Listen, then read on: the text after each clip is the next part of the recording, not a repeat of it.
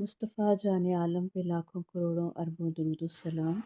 بسم اللہ الرحمن الرحیم۔ السلام علیکم ورحمۃ اللہ وبرکاتہ۔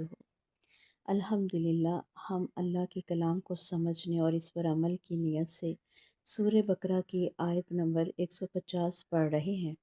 اے اللہ، ہمیں حق سمجھنے، قبول کرنے اور اس پر ثابت قدم رہنے والا بنا دے، آمین۔ ترجمہ۔ اور اے نبی صلی اللہ علیہ وآلہ وسلم، آپ جہاں سے بھی نکلیں اپنا رخ مسجد حرام کی طرف کر لیا کریں، اور تم لوگ جہاں کہیں بھی ہو اپنے چہرے اسی کی طرف کر لیا کرو، تاکہ لوگوں کے پاس تمہارے خلاف کوئی حجت باقی نہ رہے سوائے ان کے جو ظالم ہیں۔ بس تم ان سے ڈرو، مجھ سے ہی ڈرو۔ بس تم ان سے نہ ڈرو، مجھ سے ہی ڈرو، اور تاکہ میں تم پر اپنی نعمت پوری کر دوں اور تم ہدایت پا جاؤ۔ تفسیر۔ اس آیت میں اللہ تعالیٰ نے بار بار قبلہ کعبہ کی طرف رخ کرنے کا حکم دیا تاکہ مسلمانوں کی پہچان واضح ہو، حق پر ہونے میں کسی قسم کا شک باقی نہ رہے، اللہ کی اطاعت میں مکمل یکسوئی پیدا ہو۔ اصل مقصد صرف رخ بدلنا نہیں بلکہ اللہ کے حکم کے آگے سر تسلیم خم کرنا ہے۔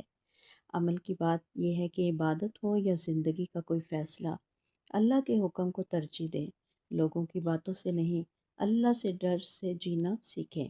حق واضح ہو جائے تو اس پر ڈٹ جانا ہی ہدایت ہے۔